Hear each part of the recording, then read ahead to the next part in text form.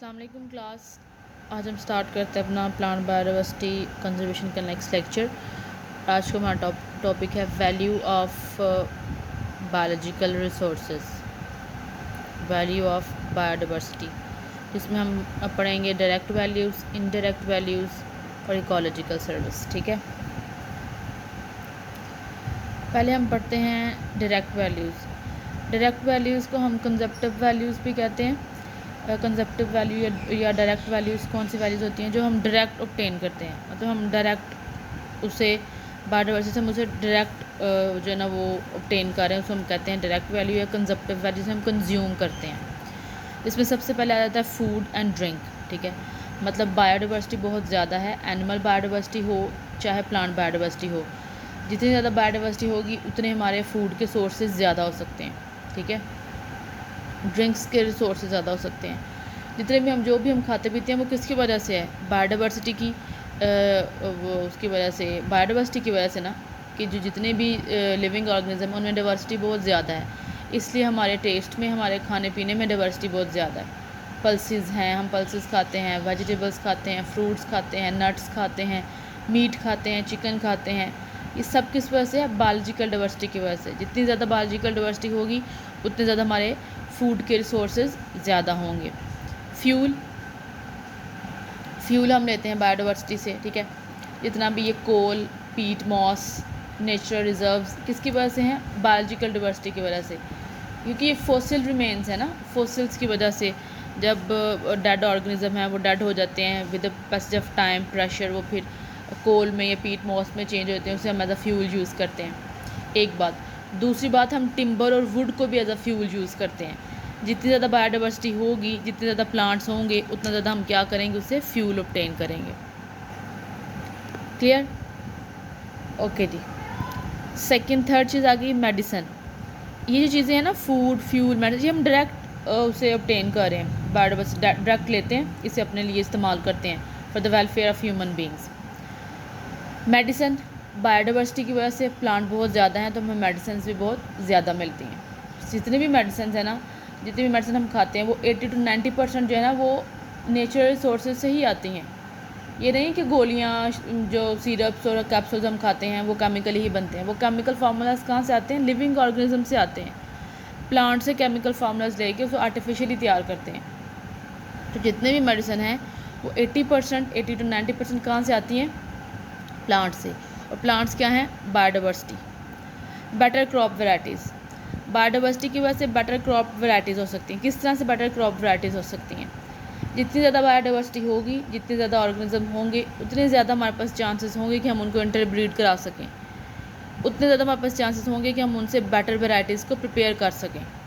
अगर लिमिटेड से 2-4 वैराइटीज़ होंगी तो हम कितना भी उनका क्रॉस कराएंगे और कितनी भी उनसे, कितना भी जेनेटिक वेरिएशन होगी और कितने के भी हम उससे ज़्यादा अच्छी वैरायटी को प्रिपेयर कर लेंगे।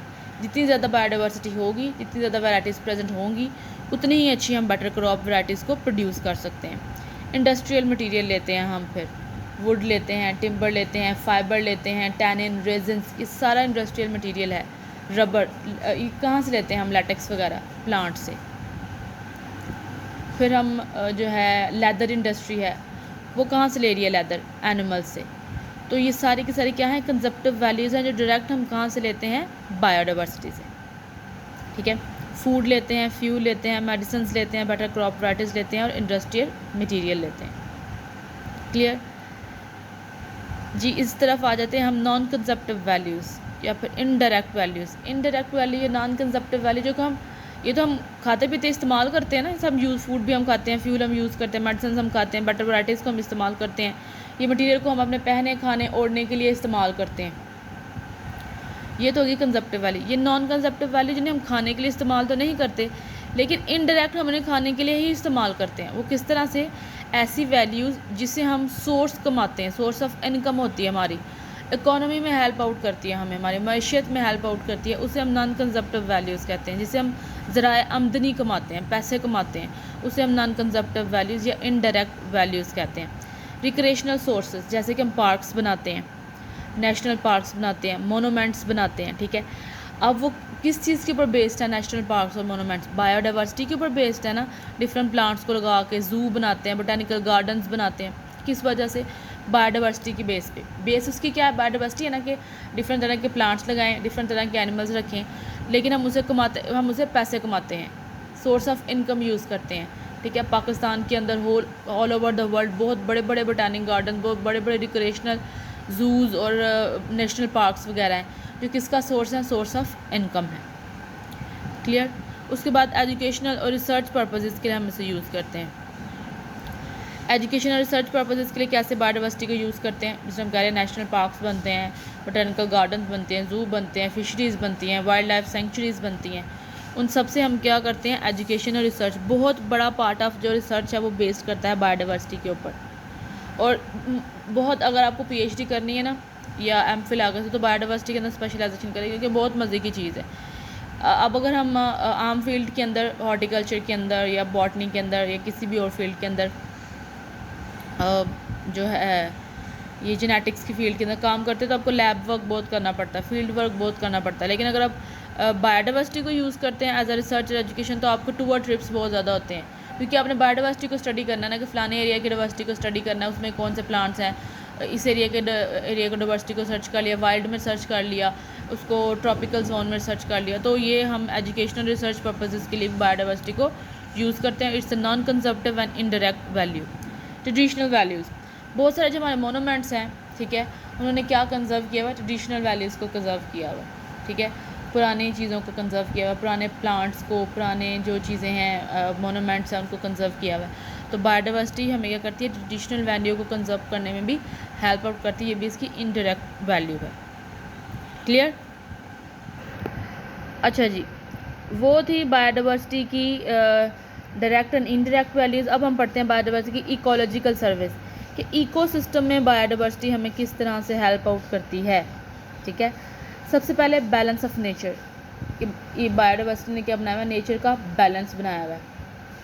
जितना भी नेचर रिवॉल्व कर रहा है, सराउंड कर रहा है, वो किस चीज़ पे सराउंड कर रहा है? बायोडाइवर्सिटी पे, क्योंकि हर तरह के ऑर्गेनिजम्स हैं, प्लांट्स, एनिमल्स हैं, तो वो क्या कर रहे हैं? सब एक दूसरे को बैलेंस कर रहे हैं।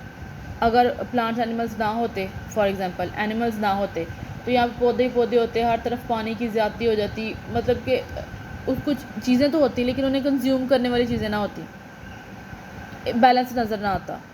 अगर बहुत ज़्यादा एनिमल्स हो जाते और ये चीज़ें कम हो जाएं, तो भी क्या होता है? इम्बैलेंस हो जाता है। तो बायोडाइवर्सिटी ने, मतलब हर तरह के ऑर्गेनिज्म जो है, बैक्टीरिया से लेके वुल्फ्स तक, हर अपना रोल प्ले कर रहा है, क्या करने के लिए? बैलेंस ऑफ नेचर बनाने के लिए। कोई भी चीज़ अगर ज़्यादा या कम हो जाए तो नेचर का बैलेंस ख़राब हो जाता है। तो बायोडाइवर्सिटी क्या कर रही है? नेचर ऑफ बैलेंस कर रही है, कि बैलेंस ऑफ नेचर कर रही है, कि नेचर को बैलेंस में रख रही है। बायोलॉजिकल प्रोडक्टिविटी, जितनी ज़्यादा बायोडाइवर्सिटी होगी उतनी ज़्यादा बायोलॉजिकल प्रोडक्टिविटी होगी, ज़्यादा ऑर्गेनिजम्स होंगे, ज़्यादा लिविंग बींग्स होंगे, तो ज़्यादा लिविंग बींग्स प्रोड्यूस होंगे। रेगुलेशन ऑफ क्लाइमेट, क्लाइमेट को रेगुलेट करने में भी बायोडाइवर्सिटी क्या करती है? हमें हेल्प आउट करती है। डिग्रेडेशन ऑफ वेस्ट, जितना भी वेस्ट है हम डंप कर देते हैं, ठीक है, तो उन्हें कौन जो है ना वो जो कंज्यूम करता है? बायोडाइवर्सिटी के क्रिएचर्स हैं, जिस तरह डिकम्पोजर्स हैं, वो इन्हें कंज्यूम करती हैं, वरना तो यहाँ गंद के ढेर लग जाते। हम जितने भी जो है अपना जो सेवरेज है, हमारे घर की जो डंप है, गार्बेज है, अब हम बाहर जो है वो कर देते हैं, डंप कर देते हैं, ठीक है, एक्सपोज कर देते हैं। लेकिन उन्हें उनके ऊपर कौन करता है? बायोडाइवर्सिटी है, एनिमल्स हैं, सॉरी माइक्रो ऑर्गेनिजम्स हैं, जो उन पर वर्क करते हैं और उन्हें बिल्कुल क्या कर देते हैं? ज़मीन के साथ मिला देते हैं और उसमें से न्यूट्रिएंट्स को निकाल लेते हैं। अगर ये बायोडाइवर्सिटी ना हो, ये वाले ऑर्गेनिजम्स ना हो, फिर हर तरफ तो गंद का ढेर लगा हुआ हो ना। Cleaning of air and water, degradation of waste कर रहे हैं, तो सारी बात है वो वाटर और एयर को क्लीन भी कर रहे हैं। बहुत सारे इस तरह के ऑर्गेनिजम्स हैं जो क्लीनिंग पर्पसेस के लिए यूटिलाइज किए जाते हैं। साइक्लिंग ऑफ न्यूट्रिएंट्स, जैसे मैंने कहा कि डिग्रेडेशन ऑफ वेस्ट होता है, उसके साथ साथ क्या होती है? साइक्लिंग ऑफ न्यूट्रिशन होती है। डिटॉक्सिफिकेशन ऑफ सॉइल एंड सैंडिमेंट्स, बहुत सारे ऐसे ऑर्गेनिज्म हैं जैसे बायोलॉजिकल फिक्सिंग बैक्टीरिया होते हैं, दूसरे बैक्टीरिया होते हैं, जो क्या करते हैं? सॉइल को डिटॉक्सिफाई करते हैं और सेडिमेंट्स को डिटॉक्सिफाई करते हैं। स्टेबलाइजिंग लैंड अगेंस्ट इरोजन, जो बड़े बड़े ट्रीज़ हैं वो ज़मीन को इरोजन से बचाते हैं। मेंटेनिंग सॉइल फर्टिलिटी, और सॉइल की फर्टिलिटी को भी मेंटेन करते हैं। बहुत सारे बैक्टीरिया, माइक्रो ऑर्गेनिज्म ऐसे हैं जो सॉइल की फर्टिलिटी को इंक्रीज़ करते हैं। CO2 concentration and global climate change, global climate change जो हो रहा है उसमें भी क्या करते हैं? बायोडाइवर्सिटी हेल्प आउट कर रही है। जितनी ज़्यादा बायोडाइवर्सिटी होगी उतना ज़्यादा हमारा नेचर, हमारा ग्लोबल इन्वायरमेंट, हमारा क्लाइमेट चेंज बैलेंस रहेगा। उसके बाद जितना भी फ्लोरा और फाना है, जितने भी फ्लावर्स हैं, प्लांट्स हैं, ट्री हैं, वो किस पे डिपेंड कर रहे हैं? क्लाइमेट पे, एल्टीट्यूड्स पे, सॉइल पे, प्रेजेंस ऑफ अदर स्पीशीज़ पे, और ज़्यादातर जितने भी ये ऑर्गेनिज्म हैं वो ट्रॉपिकल रीजन पे प्रेजेंट होते हैं। ये सारी की सारी क्या हैं? इकोलॉजिकल सर्विसेज हैं। फ्लोरा और फाना के लिए क्लाइमेट, एल्टीट्यूड, सॉइल, ये क्या है? इकोलॉजिकल सर्विस है। अगर क्लाइमेट ना हो, एल्टीट्यूड्स ना हो, सॉइल ना हो, दूसरी स्पीशीज़ प्रेजेंट ना हो, तो कभी भी स्पीशीज़ क्या करती हैं? प्रजिस्ट नहीं कर सकती, ज़िंदा नहीं रह सकती, एग्जिस्ट नहीं कर सकती। तो ये सारी क्या थी? Ecological sources. ठीक है, इसमें से आपको एमसीक्यू आ जाएगा, वो पूछेंगे फॉलोइंग आर द कंजप्टिव वैल्यूज़, और उसमें से 3 ये दी हुई होंगी और एक कंजप्टिव वैल्यू दी होगी। अगर आपको तो पता होना चाहिए कंजप्टिव वैल्यू कौन सी है।